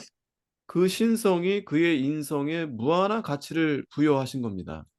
Тэр түүний тэр бурханлаг мөн чанар нь түүний одоо зан чанарын хувьд маш хязгааргүй үн цэнтэй байх нэ. 그 결과 예수님께서 동시에 많은 사람을 위해서 고난을 받으시고 돌아가실 수 있었던 것입니다. Түүний үр дүнд эцсийн үр дүнд нь юу вэ гэх юм бол тэр нэг удаагийн тийм ээ үхлээрээ дамжуулан олон хүмүүсийн өмнөөс тэр зовлонг нь үүрч нас барж чадсан байх нэ. 자, 네 번째 질문 보면은 예수께서 이 마귀에게 시험 당했을 때 그가 실제로 죄를 범하는 것이 가능했겠는가? Мгм. За дөрөвдүгээр асуудал. Есүсийг сатан сордог тийм ээ? Сатан сордог. Харин ингэж соригдох үед Есүс гим нүгэл үйлдэж болох байсан уу? Үйлдэх 여러 боломжтой байсан уу? 여러분, 그러니까 이 마귀가 얼마나 악한지 우리가 알 수 있는 거죠. Бид нар эндээс харахад л энэ сатан хичнээн их муухай тийм ээ? Хорон муу ээ гэдгийг бид нар эндээс харж болно. 당연히 예수님이 하나님이신데도 불구하고 예수님을 넘어뜨리려고 이 시험한 것입니다. Аа сатан хичнээн их муухай вэ гэдгийг нь харъя гэх юм бол тэр Есүс бол Бурхны хүүхэд байтал, Бурхан байтал тэр Есүсийг унагахын тулд тэр Есүсийг сорж байгаа тийм ээ. 하지만 예수님은 참된 하나님이셨기 때문에 실제로 죄를 범하는 것은 불가능하다. 이렇게 Мгм. 우리가 생각할 수 있습니다. За тэгвэл Есүс үнэхээр Бурхан учраас тэр жинхэнэ Бурхан байсан учраас тэр гим нүглийг үйлдэнэ гэдэг бол түүний хувьд л боломжгүй байх нэ. 자, 다섯 번째 질문 보면 중보자이신 예수 그리스도께서 참된 하나님이시라는 사실이 어떻게 구원 계획의 성공을 보장하는가? За тэгвэл 5 дугаар асуудал. 5 дугаар асуудал зуучлагч болох Есүс Христ тийм ээ жинхэнэ Бурхан бөгөөд жинхэнэ Бурхан мөн гэдэг нь хэрхэн тэр авралын төлөвлөгөөтэй төлөвлөгөөг амжилттайгаар биелүүлэхэд юу гэдэг нэмэр болсон юм бэ гэж. 그러니까 여러분, 그러니까 만약에 하나님이 아니시고 그냥 인간이시고 아무리 완전하다 할지라도 인간은 유혹이나 그러니까 유혹에 빠질 수 있고 또 고난에 넘어질 수가 있습니다. За тэгвэл бид нар тийм ээ тэр Бурхан биш хүн байх юм бол тийм ээ 100% хэрвээ тэр хүн байх юм бол тэр хичнээн төгс хүн байсан ч тэр хичнээн мундаг байсан ч гэсэн ямар нэг амьдралын уруу татлага эсвэл ямар нэг гим нүглээс болоод тэр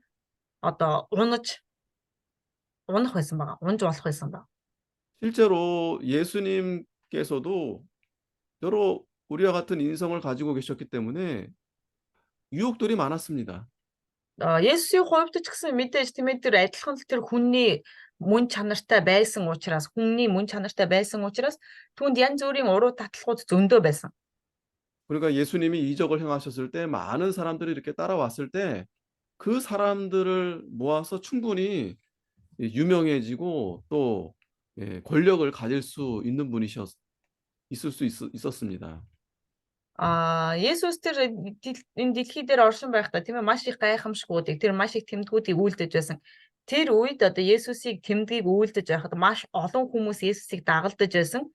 Тэр олон хүмүүс түүнийг дагалдаж байхад Есүс хэрвээ хүн байсан бол тийм ээ уруу татлагт автах юм бол тэр өөрөө тэнцээ нэр хүндийг олоод маш их байр суурийг эзэмшиж чадах боломж байсан уу? Байсан. 그리고 베드로도 예수님을 얼마나 사랑했는지 예수님이 십자가에서 달려 죽게 된다고 하니까 그 일을 만류했습니다. 그렇게 하지 마시라고. Мгм. Гэтэл бас Есүс тийм ээ загалмаа дээр цовдлогдож нас орно гэхдээ Петр Есүсийг хичнээн их хайрладаг байсан билээ. Тийм ээ та ингэхгүй бай. Танд тийм явдал бүү дахиолдог. Та битгий ингэдэг гэд хэлж саад болдог хэлдэг тийм ээ.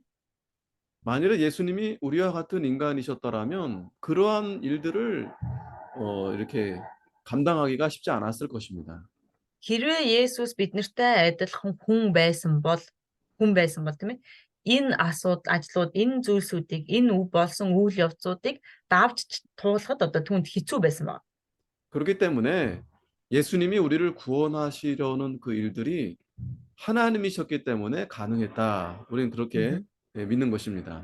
Тийм учраас бид нар тийм ээ Есүс тэр жинхэнэ Бурхан байсан учраас тэр бидний хүн төрлөختнийг аврах ажил бол түүний хувьд бол боломжтой байсан гэж бид нар харж болох нь. 그러니까 다시 말하면 그 중보자 되시는 예수님은 하나님이시다라고 분명히 믿을 때 그것이 우리에게 구원의 확신이 되는 것입니다. Тэгвэл бид нэр өөрөөр хэлэх юм бол тийм ээ тэр зуучлагч маань үнэхээр одоо зуучлагч маань цор ганц бурхан байсан гэдэгт бид нэр итгэх юм бол энэ маань одоо бидний хувьд тийм ээ одоо зууч маань бурхан үнэхээр муу юм аа гэдгийг бид нэр одоо итгэж хүлээж авч чадах нэ.